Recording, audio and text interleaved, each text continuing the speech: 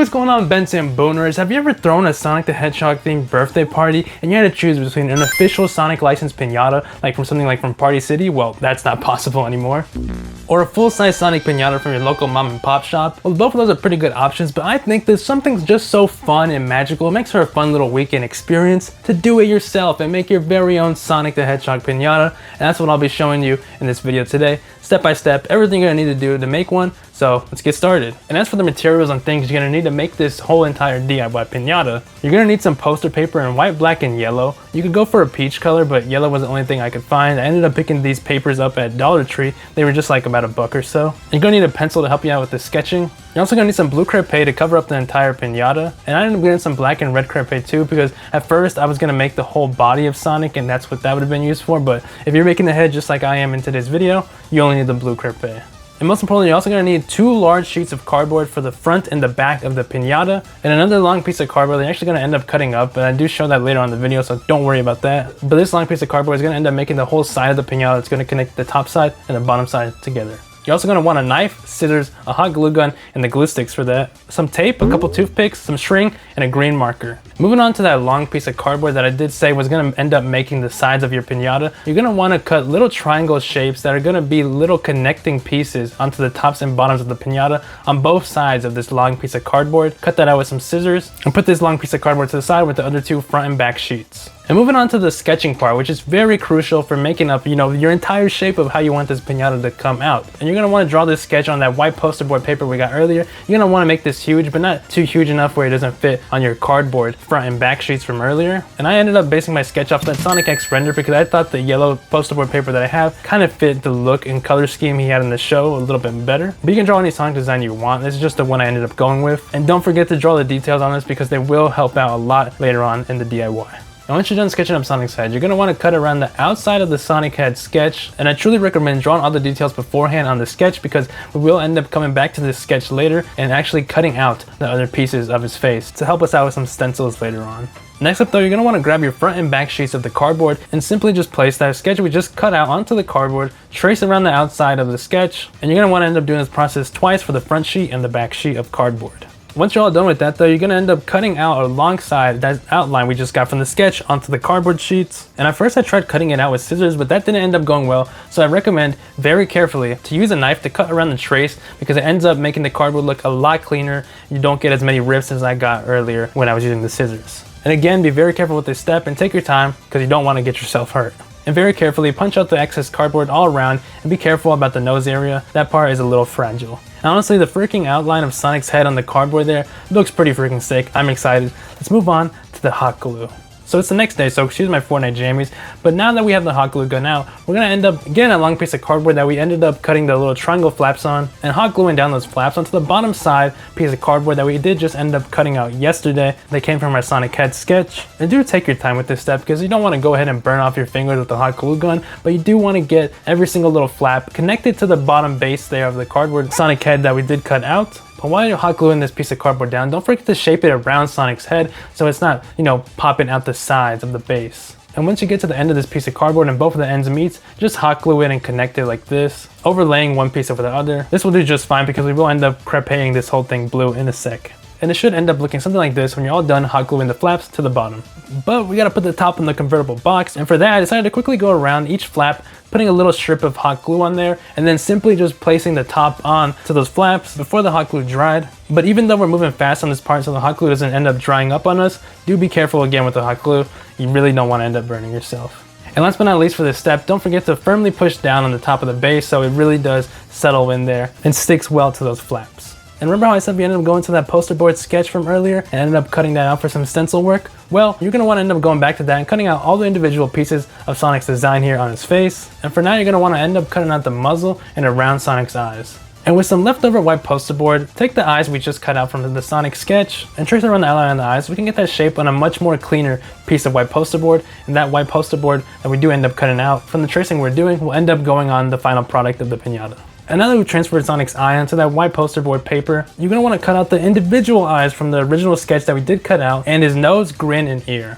And I'll get more in depth in those other parts later, but you're gonna wanna trace out his nose onto the black poster board paper and his eyes, and that is what I do end up doing initially for his eyes, but I actually ended up going with the original sketch eyes that we did cut out and just coloring those in with green and black marker to make it look a little bit more, you know, what Sonic's eyes actually look like. They're very colorful, but it's up to you if you wanna color in the eyes or just keep them black, but either way, they both look good. Last but not least, for cutting out poster board paper, take the muzzle and earpiece that we did cut out from our stencil, trace it on over to some yellow poster board paper, cut the both of those out, and also don't forget to cut out the little mouth grin piece also. And there you have all your cut out poster board pieces of paper. Let's move on to the next step.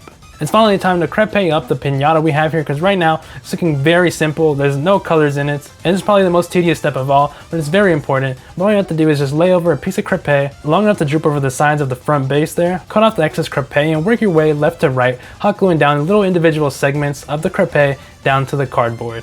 And you're going to want to end up repeating this step, just overlaying more pieces of crepe over the top one and over the top one and over the next and next, just to make sure to keep these about evenly spaced as possible. And as for the pieces of crepe that do hang over the quills, we're just simply going to use some tape to tape it down to the back side. And I know it does look a little funky from the bottom, but you won't really be seeing this part. And either way, we will be covering it up with some more crepe later on. But Bubbles, Weasel, and Sonic are telling you this is a very important step in order to maintain the silhouette of Sonic and keep his quills actually being spiky.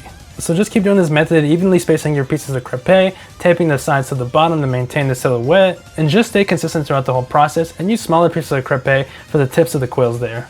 Holy crap, y'all, bro. Here is the finished product. Well, obviously not completely finished because there's all of that, but like with the face on there, we can already tell this is gonna look so freaking cool, man. Like, let's do it to it. And I won't be showing the process again, but flip over the piñata and just do the same process we just did on the front, on the back, crepeing the whole thing in blue, keep it all nice and tidy, and it will look amazing. But let's stand the piñata up now, because now we're gonna crepe the side of the piñata. This might look a little bit challenging at first, but all you gotta do is just wrap the crepe, I recommend from the bottom and then looping it at the top, cutting off your excess tape and just doing basically the same process we did earlier, but now you're gonna have to be moving the piñata around a little bit more, so it's a little bit more tricky, but at the same time this part will be a little bit quicker since there's less pieces of crepe that are gonna go on the side. Just make sure though to push your crepe as far as to the edge as we can, because we don't want to see any of that normal plain old dandy cardboard. And this is what your piñata should look like, crepe on the top, bottom, and sides. It's almost looking like Sonic now, it's very blue. Let's move on and place the stencils on top of the front facing side of the piñata. And before you even start hot gluing any of these pieces down, just move the pieces around and get a feel of where you think the pieces should be aligned to properly get the scale and everything in place. But I recommend to start this step off by hot gluing the bottom part of the muzzle down and the bottom of the eyes, because you want to tuck the eyes under the mouth so this thing looks even more seamless. And then hot glue the nose on top of both of those, just a couple dabs. And that will get you a very seamless look for this poster paper here. And it's okay if you make a little bit of spillage with the hot glue, because it does dry very quickly, so you can kind of just chip it off right after. And then last but not least, for the eyes, hot glue down both the left eye and the right eye around the top edge of it. And now for the next little cutout of poster paper that does need to be glued down onto the piñata, we're going to hot glue the individual eyes onto the singular eye, and we're going to get some help from the original sketch stencil, which these eyes actually came from, because I'm going to be using the green eyes and not the black ones. But using the stencil, we can get like an almost 100% perfect placement accuracy with the eyes here, so Sonic doesn't look too wonky at the end. And then we're simply just going to hot glue them down with a dab, a little strip of hot glue, and firmly press down on the eyes. Next little piece you're going to want to hot glue is the smirk, the grin from earlier. The smile is pretty straightforward to get the placement down for it, but if you want, you can use the stencil method we just used for the eyes on the mouth also. And don't go too crazy on the hot glue here, because there's not a lot of area. And last but not least, for hot gluing stuff down, I'm going to use the stencil method again to place the little triangle yellow earpiece down to get a pretty much perfect alignment on that, and just simply draw a little triangle with hot glue and firmly press it down. And now it's time for the Sharpie to come in clutch and add some fine detailing, specifically in the ridges above Sonic's eyes and ears. And again, the stencil will come in clutch because you can just compare back and forth between the two and simply just copy and paste the line detailing outlines. And again, I only outlined above the eyes and above one ear. I didn't outline in the quills and the other ear just because I thought it would look a little too off. But feel free to do so, it might turn out nice. And while we're up here in the ear, I went ahead and cut out a little bit of the crepe to make the ear slightly go out of the silhouette, and I didn't record this part, but I ended up outlining that little extra part of the ear with the Sharpie. And the last little piece of detailing with the Sharpie is going to be on the smile grin here, and I'm simply just adding some extra lines that do come off the mouth, an outline around the mouthpiece, and Sonic's teeth. And now we're pretty much done because now we're just on cleanup duty, and now we're just gonna add some extra crepe on the back side. Remember how I said earlier it looked a little ugly? Well, that's basically what this is. It's just cleanup. And personally, I could have made it look better by using hot glue to cover it up on the back side, but I was just wanting to finish and wrap this thing up already, so I just used double-sided tape and just tape the whole thing down. And not gonna lie, I think Baby Weasel's a fan of the piñata so far. For the next step, we're gonna need the knife because we're gonna cut the hole on the top of the piñata where we're gonna throw in our candy, our treats. But to be honest, I'm not gonna be throwing that in. You'll see what I'll be throwing in a sec. And simply just use a knife, but safely but surely do cut through and make a U shape like this so you can make a little flap that goes in. And now that we have our hole at the top of the piñata, the only thing missing is a way to hang this up. So I'm using a little hook mechanism. This is a pretty DIY home mechanism because simply I'm just gonna tie a string with a very secure knot to a toothpick, creating a little loop like this, and that will be our hook mechanism. But now we need to create a hole just small enough for the string and toothpick to go through. And now we're just using another toothpick to poke a hole in the top of the piñata and use that same toothpick to loosen up the hole so our little hook mechanism can slide right through. And now it's finally time to pick this sucker up. Okay, so yeah, so the hook mechanism knot wasn't the strongest, so I went ahead and redid it even tighter, and finally, here we go.